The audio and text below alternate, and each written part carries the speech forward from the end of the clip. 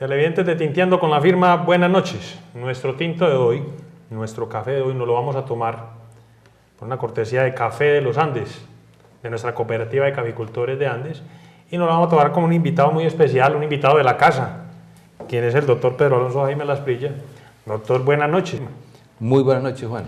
Bueno, doctor, esta invitación que le hago viene muy al caso porque hace días escuché por radio como un médico en España le hizo una cirugía a un feto en la laringe, tengo entendido, una mamá que es de Cartagena, y como que después de varios exámenes que le hicieron a muchas señoras en embarazo, pues ella fue como la que clasificó, digámoslo así, para hacerle esa operación, debido a que era una operación sí o sí, había que hacerla. Y resulta de que fue la primera que ha tenido éxito. Se han hecho muchas, pero fue la primera que tuvo éxito, y están los médicos, estos médicos, como se dice, sacando pecho a raíz de este evento. Esta acotación que hago es para tocar un tema muy espinoso, sobre todo acá en Colombia y más aún pues en nuestro municipio, y es el tema del aborto. ¿Por qué hago todo este recuento? Lo hago es porque pues, ustedes como médicos se capacitaron, estudiaron, se profesionalizaron, fue para salvar vidas, ¿cierto? Esa es más o menos una vertiente de los defensores o de los que están en contra del aborto, que ustedes fueron capacitados para eso, ¿sí?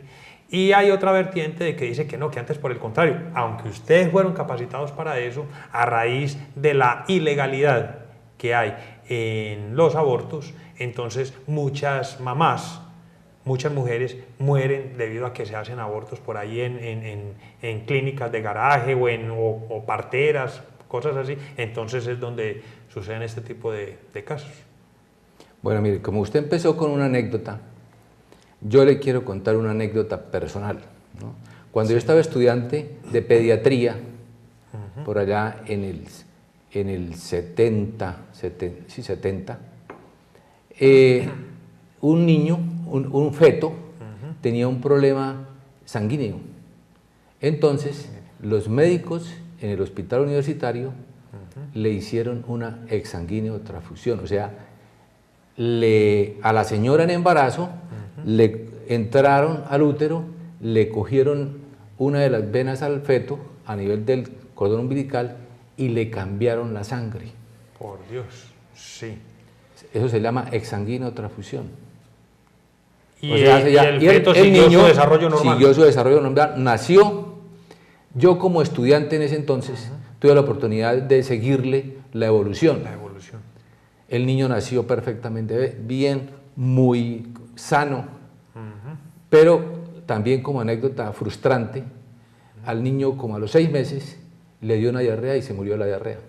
Por Dios. Incluso en la actualidad, en muchos hospitales universitarios se hacen múltiples cirugías intraútero, o sea, en el feto, sí, y los niños salen muy bien. Pero ya yendo a lo que es el tema en sí, sobre el aborto, la cuestión que usted me plantea inicial es que nosotros fuimos preparados para pelear con la muerte, ¿no? Pero entonces uno dice, bueno, entonces, ¿es el niño o la mamá? Por ejemplo, usted tiene una señora que tiene una cardiopatía, no puede quedar en embarazo porque se muere, y queda en embarazo. Entonces, ¿usted qué dice? ¿Salvo el niño o salvo la mamá? Sí. ¿No? Existe la posibilidad de que por ahí a los 6 meses ese corazón no aguante y se me mueran los dos. Entonces, ¿uno qué dice? O una señora que tenga una insuficiencia renal, ¿no? O una diabetes incontrolable, o una hipertensión que no se puede controlar. Entonces, el médico entra en ese parangón, ¿no? Entonces, ¿qué hago? Y eso se ha visto, ese parangón lo han tenido todos los médicos, y no solamente los médicos, sino los hombres en el mundo. ¿Qué hago yo? ¿Qué hace usted? Esta señora, si sigue el embarazo, esa señora se muere, ¿no? Entonces uno dice, bueno, Ahí es donde está el problema, y está el problema ético. La recomendación que es, hombre, hay que sacar el feto para que la señora siga viva. ¿Por qué? Porque esa señora pues tiene marido, tiene la mamá, tiene los hermanos y todo. O sea, como en muchas constituciones que existen en el mundo, pues prevalece los vivos sobre, los vivos sobre los no nacidos, ¿no? El derecho de la vida prevalece sobre el vivo que sobre el no nacido. Aunque también figura el otro vivo. Aunque el otro está vivo, ¿no? Y otro parangón que, por ejemplo, yo ahora que he tenido oportunidad de leer y revisar el tema, desafortunadamente a las mujeres no les hemos dado oportunidad de hablar. Los hombres masculinos, ¿no? Sí, sí. Todos legislamos sobre los derechos de la mujer. Somos nosotros los que somos nosotros, sobre los derechos. Todos nosotros nos decimos, bueno, sí o no, ¿no?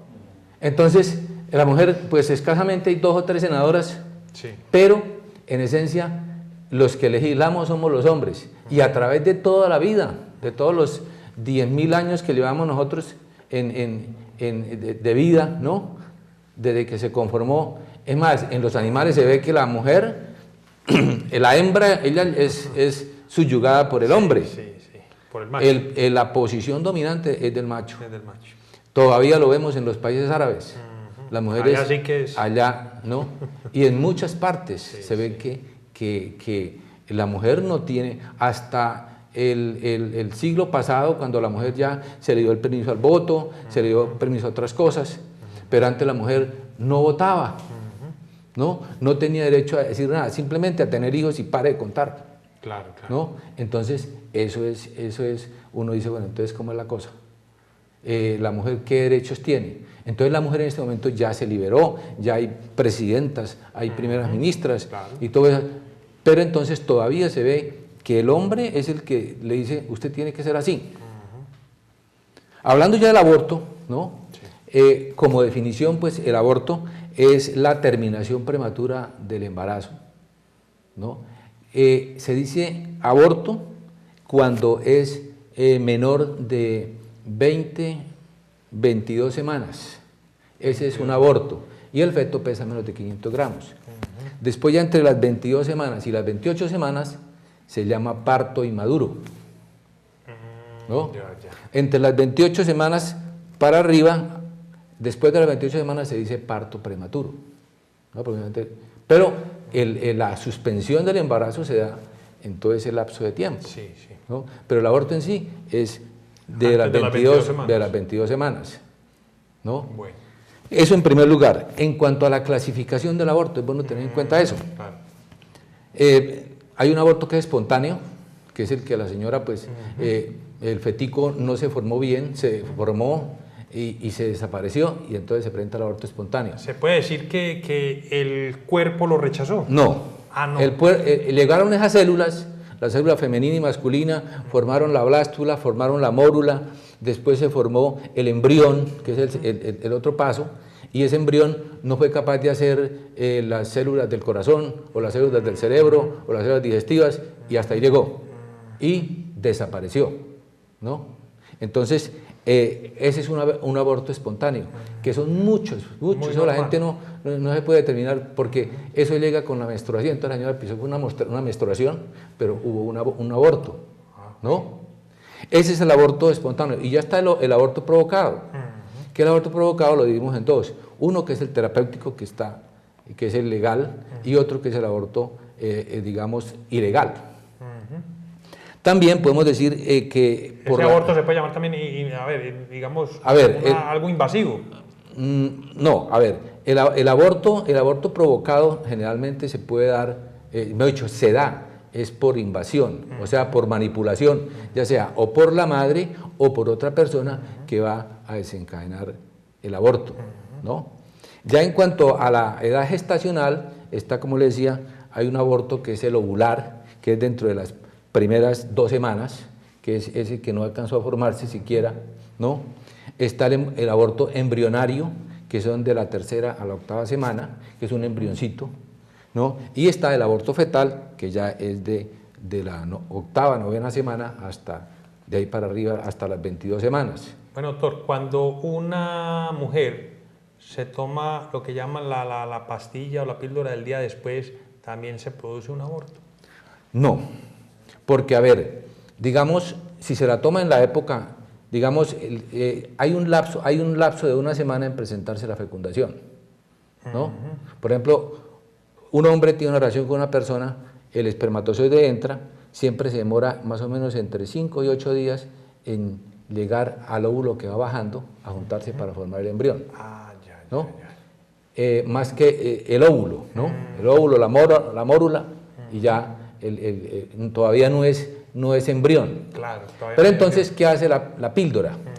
La píldora, por ejemplo, el Postinor, el Postday, que son las 2 tabletas del día después, ellas alteran la mucosa del útero, suponiendo que se presente la fecundación, o sea, que ya viene la mórula, que son una serie de celulitas que se están desarrollando, están creciendo. Entonces, ella ya llega al lecho uterino, y que se llama endometrio, y ahí no encuentra un terreno adecuado, porque la pastilla la ha deformado. Entonces, pasa derecho y llega con una menstruación. Claro. Esa es una de las funciones, alterar el endometrio. Otra, esa pastilla aumenta la viscosidad del moco cervical y de ahí para arriba, ¿no? hasta la trompa.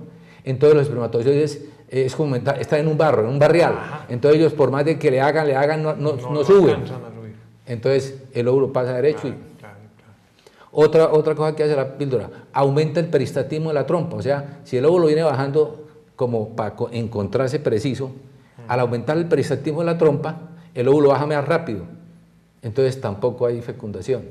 Entonces se puede decir, también en el cuello uterino se produce un moco. Entonces ahí él hace que se forme más espeso, entonces tampoco pueden entrar los espermatozoides.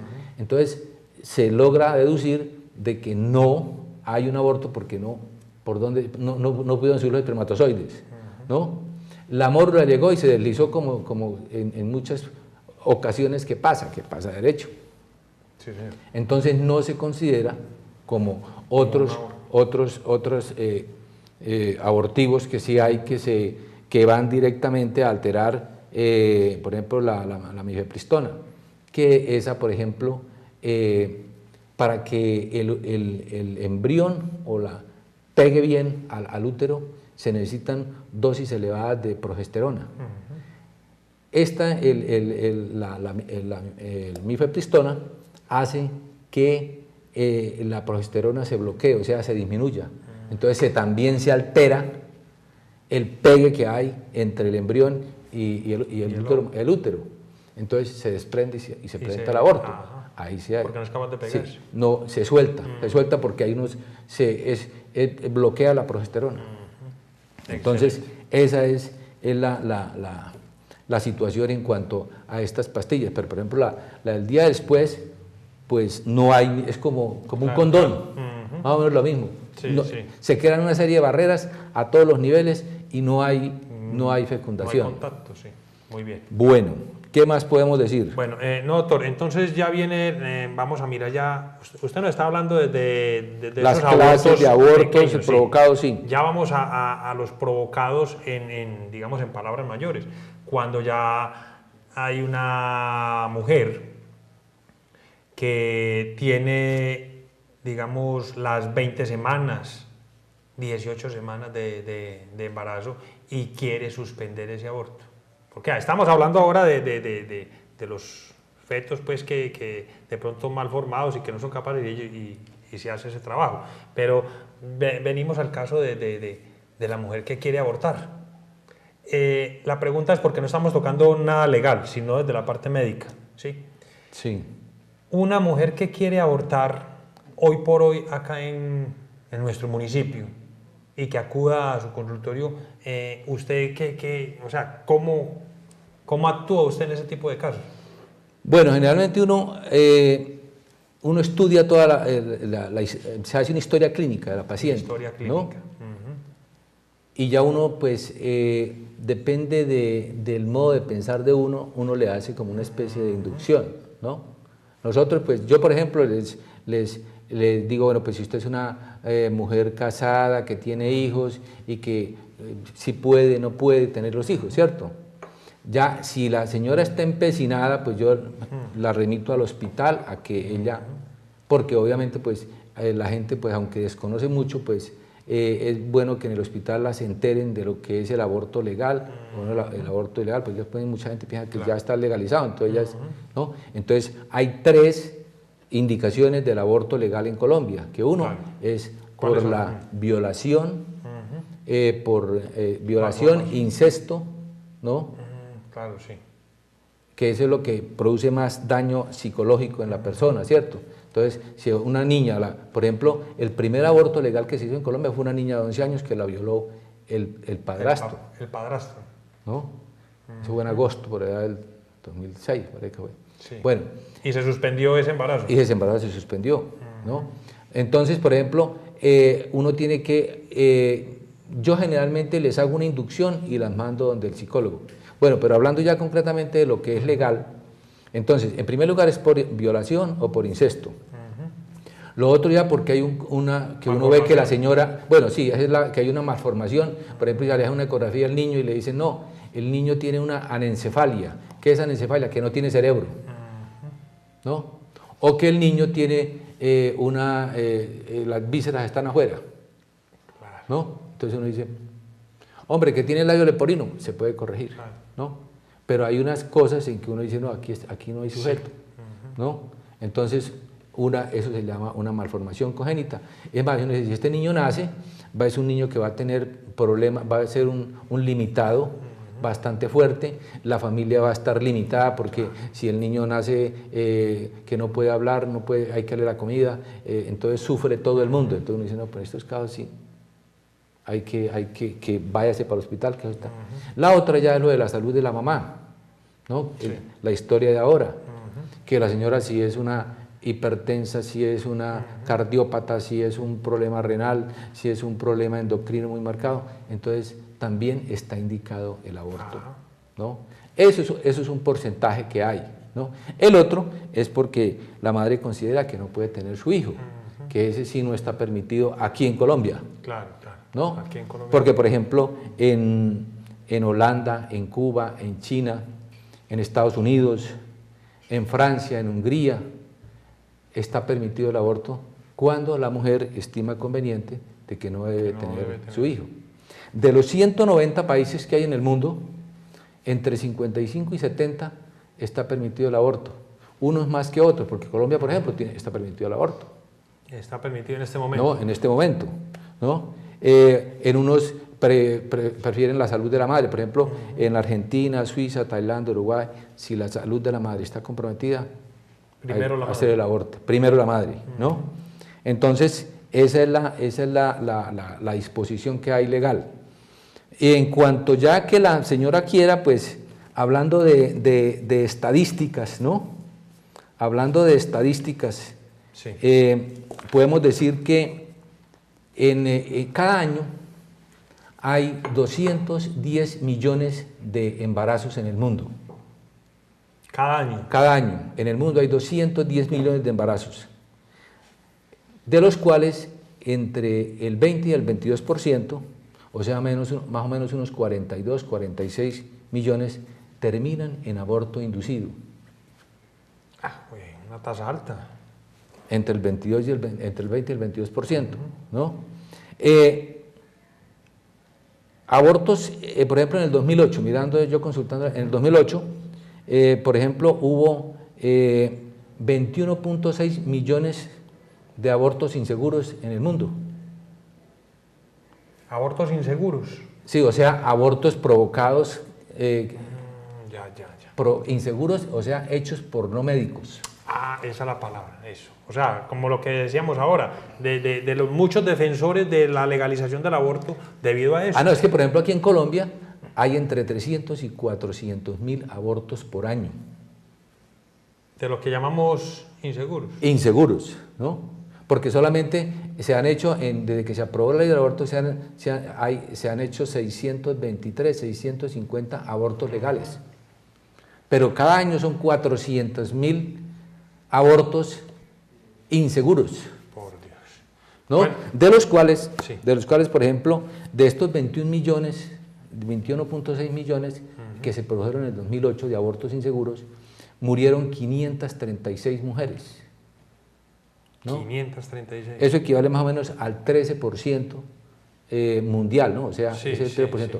Pero en América Latina encontramos que la tasa es más alta, es del 17%, o sea, se mueren Entre más mujeres. pobres sean los países, más subdesarrollados, No, puede incidir bueno, eso, ¿no? sí puede incidir, pero eso es relativo, Sí. Se ha visto desde que el aborto se ha ido en los países donde más digamos, el aborto es como libre, se ha visto que las muertes se han reducido en un 60%. Tremendo, sí. Donde es libre. Donde es libre, es libre. Las causas, por ejemplo, de una muerte materna son infecciones y son hemorragias. Más que todo es la causa se infecta a la señora porque le pasaron una sonda, porque le pasaron un chuzo, porque le pasaron, ¿no? Y en una condición totalmente infectada y se produjo la infección. O le perforaron el útero, ¿no? Entonces ahí se viene la muerte de la señora, que eso ya es más difícil. Bueno, doctor, una mujer puede quedar o sea, que quede en embarazo, quiere decir que su cuerpo ya está, o sea, la naturaleza le permite quedar en embarazos porque ya el cuerpo está, no digamos en la plenitud de su desarrollo, sino que ya puede soportar un embarazo. A ver, estamos hablando de una niña de 8 años, quizás. Eso de 7, depende de la maduración hormonal, ¿no? Entonces una niña puede empezar a menstruar a los 9 años. Desde que empieza a menstruar ya empiezan las primeras ovulaciones. Inicialmente pues no ovula todos los meses, ella puede enfrentar la menstruación pero sin ovulación. Pero se puede dar el caso de que ella pueda quedar en embarazo de 8, 9, 10 años. Perdón, doctor, hagamos claridad. Si una niña no ha menstruado, no queda en embarazo. Si no ha menstruado, no queda en embarazo. Bien, listo, no queda en embarazo. Muy bien. El problema es que ya constitucionalmente, pues, los huesitos de la niña, el aparato genital, por más de que ya esté madurado hormonalmente, no da, ¿no? Mentalmente no da, ¿no? Claro. Entonces, se ve que es un trauma, ¿cierto? Generalmente sí. Esas niñas, la cría es la mamá de la niña. Así ¿no? es, así es. Entonces, ese es uno de las situaciones que se pone en consideración. Sí, doy. Que es muy discutible y eso pues tiene tanto de largo como de ancho al uno contemporizar esa situación. Yo quería, porque muchas veces pues estas situaciones se dan por el aspecto religioso, ¿no? Entonces yo hice un pequeño análisis sobre los diferentes, por ejemplo, lo que dice el cristianismo, lo que dicen los protestantes, lo que dicen los judíos, lo que dicen los mahometanos o el islamismo. ¿No? Pero doctor, va en detalle. Sí. Lo que pasa es que ya pues prácticamente se nos acabó el programa. Ah, bueno. Entonces yo quisiera que pronto hiciésemos un segundo programa donde vamos a tocar toda esta parte que usted está diciendo es muy puntual, lo de la parte religiosa. Vamos a tocar también lo de la objeción de conciencia, ¿sí? Por parte de los médicos. Y también vamos a tocar, que para mí es algo muy puntual, demasiado importante, es lo de las secuelas. ¿Qué secuelas deja un aborto? Porque tenemos que decirlo, de pronto pueden haber mujeres que tuvieron 2, 3 abortos y no pasó nada, y después tuvieron un embarazo, como otras que definitivamente tuvieron un aborto y no vuelven a quedar en embarazo. Entonces, para que toquemos ese tema, ¿no le parece? Muy bien. Doctor, entonces, muchas gracias y esperemos poder hacer un segundo programa porque es que casi que estamos en la mitad. Sí, señor. Así es. Televidentes, buenas noches y hasta un próximo programa.